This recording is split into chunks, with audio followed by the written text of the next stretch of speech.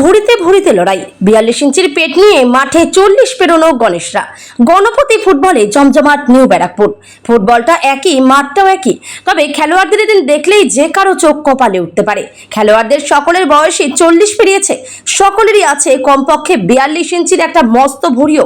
আর সেই ভুড়ি সামাল দিতে কোমর থেকে অনেকটাই নেমে যাওয়া হাফ প্যান্ট পরে মাঠে দৌড়চ্ছেন একের পর এক গণেশ।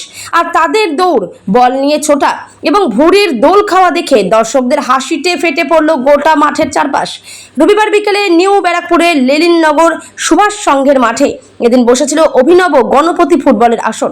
ফুটবল দেখতে নয়, বরং ভুড়িতে ভুড়িতে লড়াই দেখতে কয়েক হাজার মানুষের ভিড় জমে মাঠে।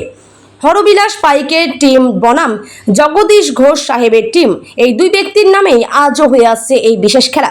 জানা যায় এই দুই ব্যক্তি প্রথম এই খেলার সঙ্গে যুক্ত ছিলেন। খেলার নিয়মও বেশ অভিনব। প্রতিটি খেলোয়াড়ের বয়স হতে হবে অন্তত 40 বছর এবং থাকতে হবে কমপক্ষে 42 ইঞ্চির ভুড়ি। খেলা শুরুর আগে ফিতে দিয়ে মেপে নেওয়া হয় খেলোয়াড়দের পেটের মাপ। এরপর এক দলকে পরানো হয় লাল রঙের হাফ প্যান্ট, অন্য দল নামে সবুজ রঙের হাফ প্যান্ট পরে।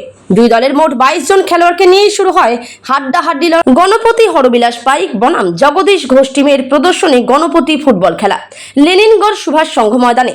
কাদামাটি মাঠে জমজমাট মজাদার ফুটবল খেলা দেখতে দর্শকদের উপস্থিত এবং উন্মাদনা উচ্ছ্বাস ছিল চোখে পড়ার মতো। হরবিলাস পাইক 1-0 গোলে পরাজিত করে জগদীশ ঘোষের টিমকে। একমাত্র জয়সূচক গোলটি করে ইচ্ছাপুর নবাবগঞ্জের হরবিলাস পাইক দলের goalkeeper Ganapati Tapan Pal. Man of the match নির্বাচিত হন।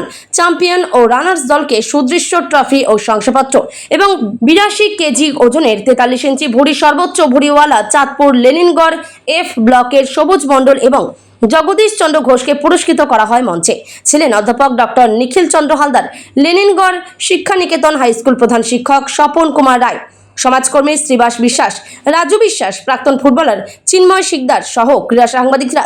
দুটি দলে মোট 22 জন অংশগ্রহণ করেন এদিন খেলায়। খেলোয়াড়দের এই উদ্যম দেখে মুগ্ধ দর্শকরাও হাসি ঠাট্টার মধ্যেই 40 পেরোনো এই গণেশদের কর্নিশ জানালেন তরুণ প্রজন্ম। ফুটবলের পাশাপাশি ভুড়িতে ভুড়িতে এমন লড়াই যে ফের মানুষের মধ্যে জায়গা করে নিয়েছে এদিন নিউ ব্যারাকপুরের মাঠে, তারই সাক্ষী থাকলো কয়েক হাজার মানুষ। খুব আনন্দ পেয়েছি, হেরে গেছি দেখেছি, খেলায় হার জিত আছে। কি বলবেন না, খেলা আর আমি চাই প্রতি বছর হোক, প্রতি বছর বেঁচে থাকলে আমি আসবই। ঠিক আছে, আমরা আমার বাবা এই খেলার 84 বছর বয়স অব্দি মাঠে খেলেছে, আজ 18 বছর হলো খেলা বন্ধ। আমার বাবা মরে গেছে এই বছরেই, যার কারণে আমাদের মনে ভালো ছিল না, তাই দাদা গিয়ে বলেছে যে একটু যেতেই হবে মাঠে। আমরা এসেছি, যাক আনন্দ পেয়েছি, আনন্দ দিয়েছি সবাইকে। চাই যে প্রতি বছর খেলাটা হোক, এইটাই চাই, আনন্দ পেয়েছি আর কি। আজকে আমরা 18 বছর পর আমরা খেলা চালু করেছি, আর আজকেই প্রথম আমরা চ্যাম্পিয়নই হয়েছি। আমার টিম, আমার বিপরীতে আমাদের জগাদা এবার হেরে গেছে, আমরা এবার উইনার্স হয়েছি। আশা করি আগামী বছর আবার ওই জগাদাই থাকবে, আমি থাকবো, এবার দেখা যাবে আবার খেলাটা আমরা দীর্ঘদিন চালিয়ে যাব। আমরা এই আশায় আমাদের এই ফুটবল আমরা আপনাদের আনন্দ দেওয়ার জন্য, এলাকার মানুষ, দূর দূরান্তর মানুষ সবাইকে আমরা এই আনন্দ দেওয়ার জন্য আমরা এই ফুটবলকে অংশগ্রহণ করব।